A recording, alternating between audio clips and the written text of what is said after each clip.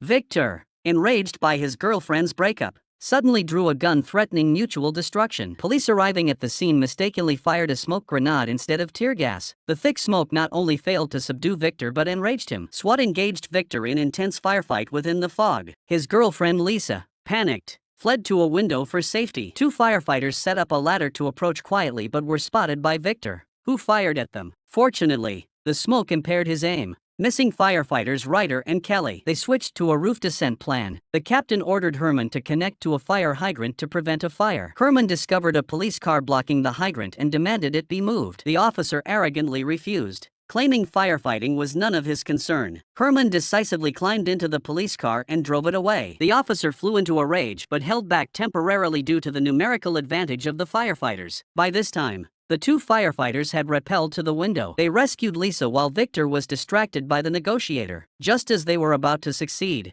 the woman accidentally screamed. Hearing this, Victor rushed to the window with his gun drawn. Herman immediately activated the high-pressure water cannon to suppress the Victor, allowing his team to launch a surprise assault and ultimately subdue the criminal. Afterward, the officer falsely accused Herman of assaulting a police officer. Herman was forced to bring gifts and apologize in person. The officer became increasingly aggressive and refused to drop the charges. Ultimately, it was only through his teammates' connections that Herman kept his job. In the adult world, strength is necessary, but connections are indispensable. Boss Richard was forcing Ellie to bathe with him. Seeing this disgusting man, Ellie decided to leave immediately, but the boss threatened to fire her. This was blatant workplace harassment. Suddenly, the entire hotel began violently shaking. The building emitted terrifying tearing sounds as it started collapsing.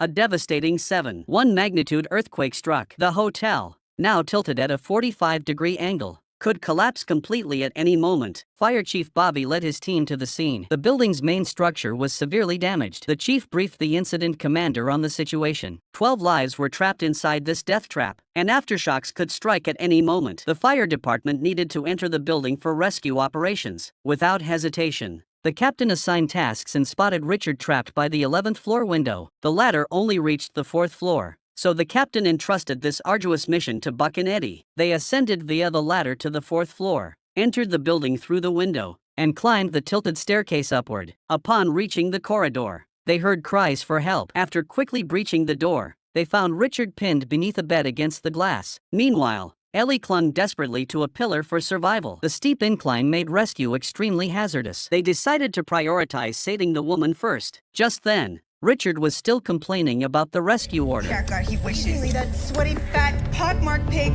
is married with 5 kids. Didn't stop him from asking me to shower with him. As Eddie secured the ropes, disaster struck. The glass supporting Richard began shattering. Worse still, an aftershock suddenly hit.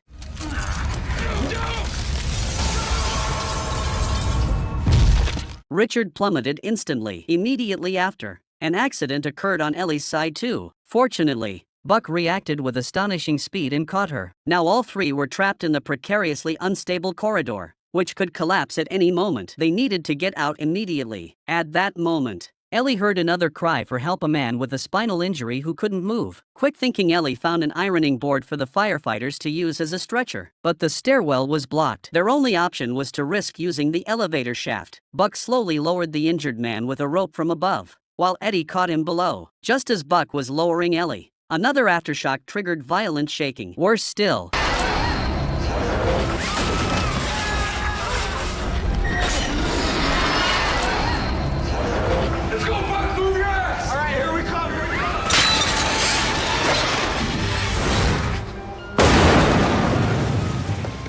they escaped at the last possible moment. But the crisis wasn't over. Firefighter Han and a little girl were now trapped in the underground parking garage. Experts warned the building was about to collapse. They had to halt the rescue operation. The girl's father nearly broke down upon hearing this. Yet Captain Bobby, leading the search team, refused to abandon the mission when ordered to retreat. He directed others to evacuate first while he and a colleague descended to the basement. Finding the entrance completely blocked, they urgently needed a heavy rescue vehicle to clear the way. Captain Bobby scoured for usable tools. Fortunately, they discovered a massive chain. They swiftly attempted to clear the passage with it, but the chain snapped suddenly, shattering their hopes. Just then, Buck and Eddie defied orders to join the effort. The commander also arrived with his entire team. United, they cleared the rubble. A teddy bear burst out first, followed by the trapped firefighter carrying the little girl. Everyone was rescued, a true miracle. Yet the aftershocks triggered by the earthquake were quietly unfolding. That day, Buck took Eddie's son Chris to the beach. Buck suddenly sensed danger.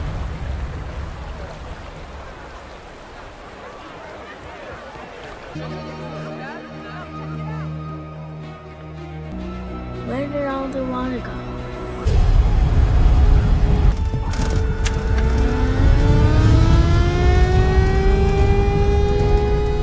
He hoisted Chris onto his shoulders and sprinted away. Buck swiftly placed Chris in a safe spot. A massive wave instantly engulfed the entire beach. Buck struggled to surface, finding everything around him submerged. He desperately shouted Chris's name. Fortunately, Chris had grabbed hold of a pillar. Buck immediately swam against the current, but the raging waters caused them to pass each other by. Buck grabbed a door panel to steady himself. Just then, Chris, exhausted, let go. Buck plunged back into the water and successfully embraced the child. The current swept them toward a fire truck, but a new crisis loomed. Buck hoisted the child onto the roof and dove underwater to avoid floating debris. Exhausted, Buck climbed onto the roof just as a woman's cries for help echoed in the distance. He swiftly grabbed a fire hose, plunged into the water, and secured it to a tree as a lifeline. Guiding the woman, Buck successfully pulled her onto the fire truck. More survivors were swept toward them. Buck used the hose to create a rescue corridor, saving them one by one. What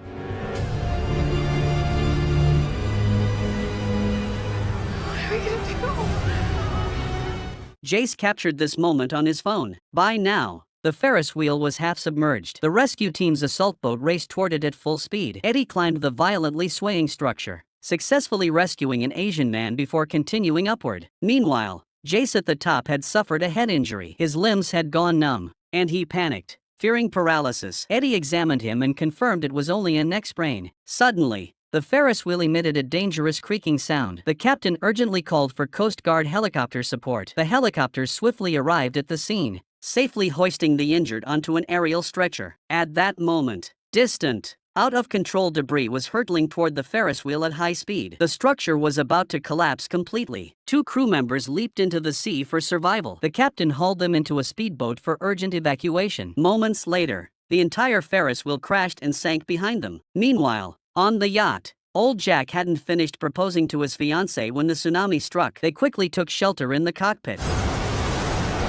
When the rescue team arrived, the yacht had been washed onto the street. His fiancée suffered only minor injuries, but old Jack's condition shocked the captain upon arrival. An antenna had pierced old Jack's chest and simultaneously stabbed through his fiancée's son's shoulder, pinning both men to the boat. More critically, the hull was leaking, leaving them little time for rescue. After examination, Medic Han couldn't determine if their internal organs were injured. They had to keep the antenna in place while being transported for medical treatment. This undoubtedly pushed the rescue difficulty to its absolute limit. Old Jack told Captain Bobby to prioritize rescuing his fiancée's son. He is the love of hers. Save him. After urgent efforts, the fiancée's son was rescued first. Hen examined old Jack and discovered his ruptured spleen. He couldn't move. Captain Bobby swiftly decided they must dive below deck to sever the antenna from underneath. Bobby plunged underwater while Eddie supported old Jack above. Eddie suddenly realized old Jack had no pulse. Team Medic Hen made a bold decision. She needed to submerge old Jack in water. Hen explained they must perform CPR with him lying flat. The two worked swiftly to save old Jack. Meanwhile, the captain underwater was urgently cutting the antenna. As the pre-arranged tapping signal sounded, the antenna was successfully severed. Old Jack's heartbeat finally returned. This wedding nearly became a family funeral. The rescue was nothing short of a medical miracle. Team Medic Hen risked her career to save old Jack. Meanwhile, James was trapped in his own attic as floodwaters rapidly rose. He had retreated there hoping to reach the roof, only to realize he had no tools, just a pile of junk. He dialed for help. Dispatcher Matty immediately confirmed he was in a bustling downtown district where rescue teams couldn't arrive immediately. The entire city was now in chaos. Matty urged him to stay calm and search for usable tools. Then James spotted a hiking backpack containing a survival axe given to him by his ex-girlfriend. Matty guided him to locate the ventilation shaft, the weakest escape point. But disaster struck. The axe suddenly snapped, slashing James's hand. Water levels had risen to his shoulders. Matty tried to ignite his will to survive. James recalled and shared with Matty a perilous moment during a mountain climb last time. He'd survived only because his teammates helped him. But this time, he was alone. As the sound of water seeping into his phone grew louder, Maddie knew hope was fading. Ultimately, James couldn't hold on, but as an operator, Maddie had to compose herself and answer the next call. More cruelly, some callers had already perished, yet operators couldn't hang up proactively, a psychological torment for all. What's your emergency?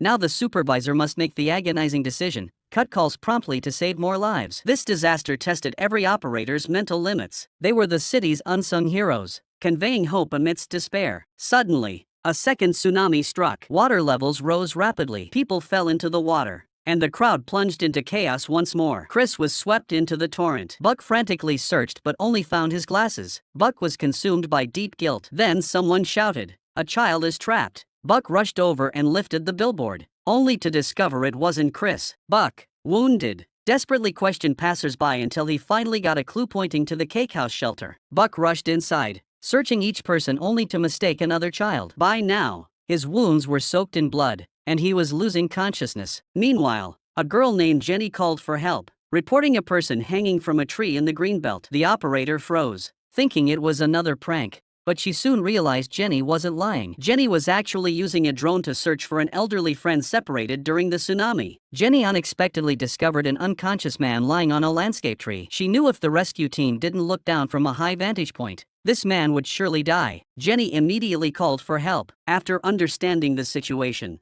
Maddie asked Jenny for help, as she just received a bizarre call from miles away. It turned out the man's daughter had been vacationing there but went completely missing after the tsunami. Maddie checked the casualty list but found no name, assuming she was merely temporarily lost. The caller revealed his daughter's last reported location was a mobile home park in the disaster zone, but Maddie's records showed no distress calls from the park. Strangely, her colleagues had also received similar missing person reports. She immediately reported to her supervisor, demanding additional search teams. Maddie suspected a sudden incident at the apartment had trapped people before they could call for help. But Maddie's unsubstantiated guess couldn't convince her supervisor. With all known trapped victims already beyond rescue, the supervisor couldn't just waste resources. Maddie then directed Jenny to deploy a drone to survey the apartment. Through the shattered glass, they were horrified to see victims lying everywhere. Rescue teams rushed to the scene, but unsure of the cause. All personnel donned oxygen masks. Their tests revealed severely elevated carbon monoxide levels accompanied by a gas leak. The captain ordered a two-pronged approach. Han led one team to seal the leak while the others rushed upstairs to rescue survivors. Fortunately,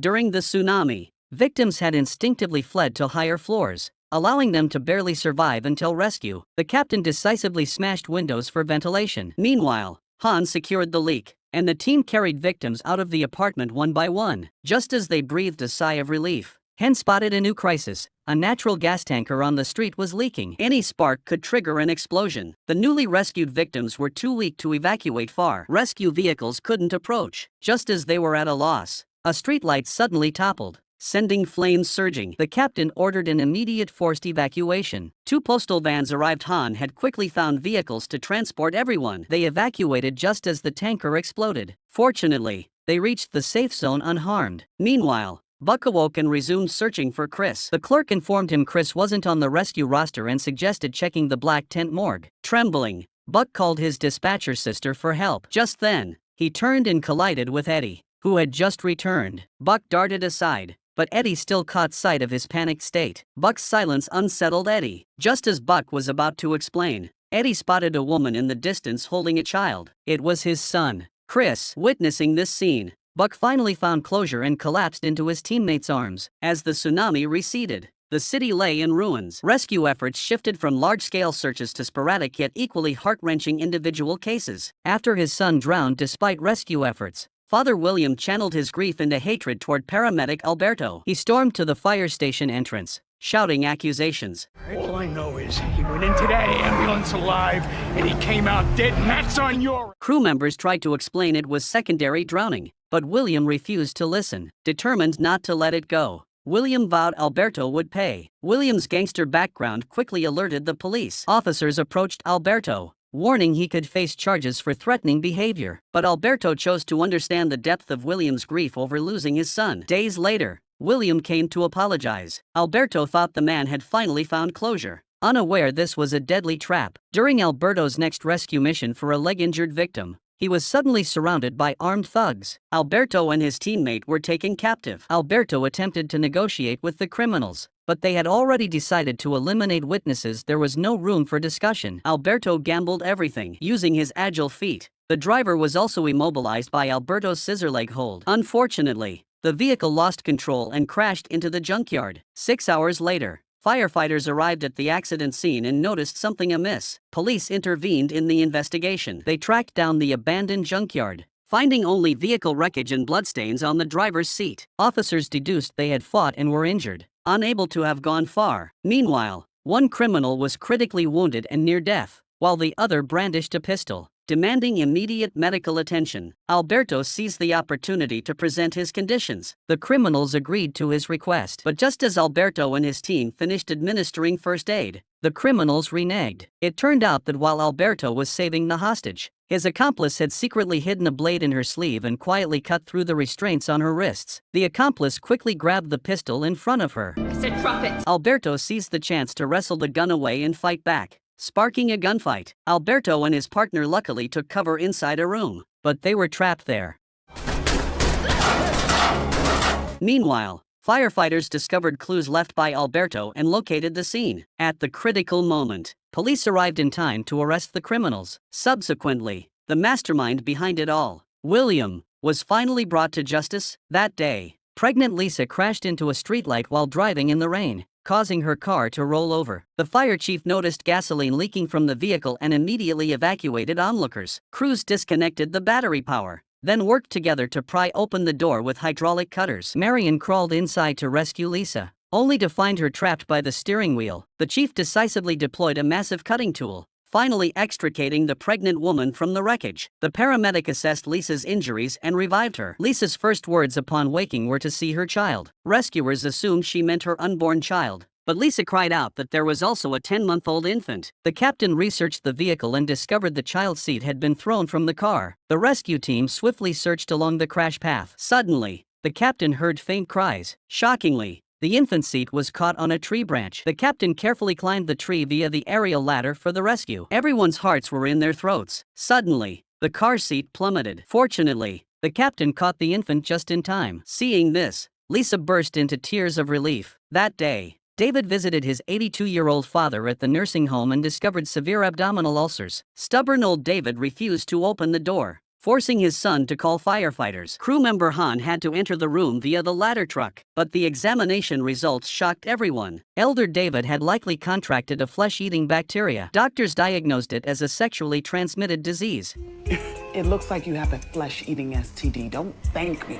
His children couldn't comprehend how an 82-year-old could contract such an illness. The elderly man proudly declared his charm remained undiminished. The captain urgently warned they needed to identify the source of infection and administer antibiotics immediately. The son publicly announced to the entire nursing home that his father had a contagious disease, demanding anyone who'd had intimate contact to come forward. The first elderly woman rose unsteadily. Just as they thought they'd found the source, a second, third, and fourth person stood up one after another. Most outrageously, another elderly man also stood up. What if you slept with one of the women that he slept with? You should probably get that checked out too. No.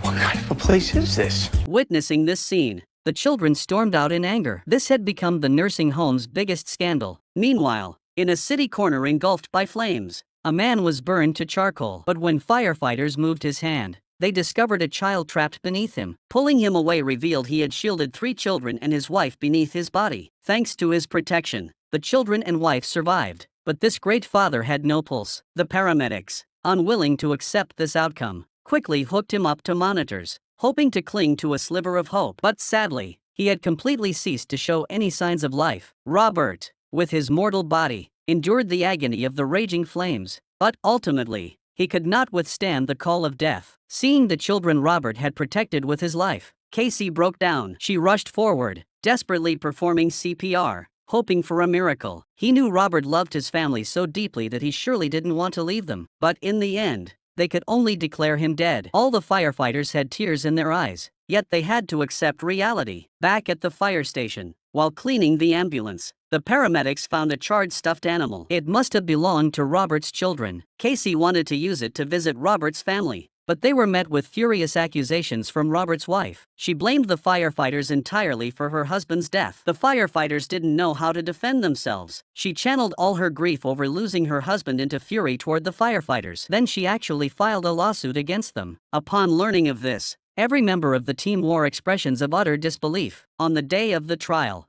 the team members donned their long and used formal attire to pay tribute to that great father. But upon seeing Robert's wife, the resentment in their hearts seemed to vanish. Casey described the rescue details as thoroughly as possible, but when recalling Robert's heroic act, he broke down. Laird, standing beside him, filled in the subsequent details. I'm lucky enough to work with some of the best, bravest firefighters in the world. What your husband did, save his family, was the bravest thing I've ever seen.